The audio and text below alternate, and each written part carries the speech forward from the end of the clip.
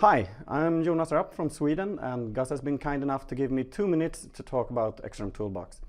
And specifically, I'm not going to talk about that you should use XrmToolBox. By now it's common knowledge that if you're not working with XrmToolBox, you are working too hard. I will talk to you about updates. Update your XrmToolBox. I know you will say, no, it crashed last time, I lost my connections, the plugins start failing, I don't want to update. So I'll give you a few tips. This is what you should do to make sure your updates stay okay.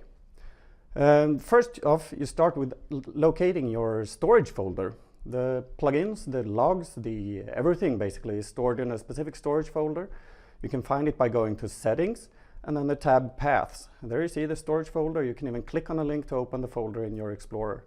It contains plugins, logs, settings, etc. And these are good to know. You might want to delete those files if everything starts crashing. So make a note of this folder so you know where it is. You can also customize your installation of XrmToolBox so that you have another storage folder. You do that by creating a shortcut to the XrmToolBox exe and add the override path. You can find all this in the documentation on the XrmToolBox webpage. Go to xrmtoolbox.com/documentation. What you'll also find there is connections. Use connection files instead of just using the default. So you can go to the connection manager, add your own connection file and move your existing connections to that file. That way you can store it in a safe place.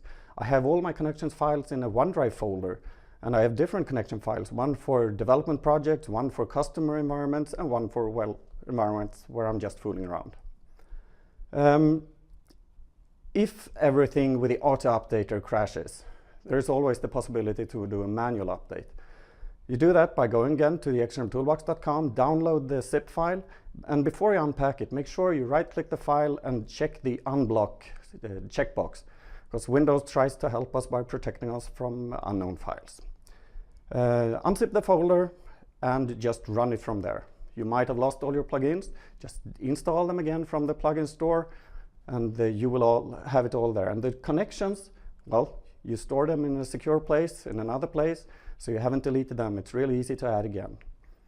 While you're in the XrmToolBox webpage, go in there and rate plugins. It will help the community. It will help us see which plugins are really good ones, which need some bit more work.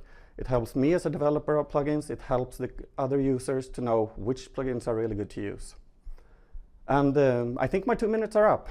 Thank you.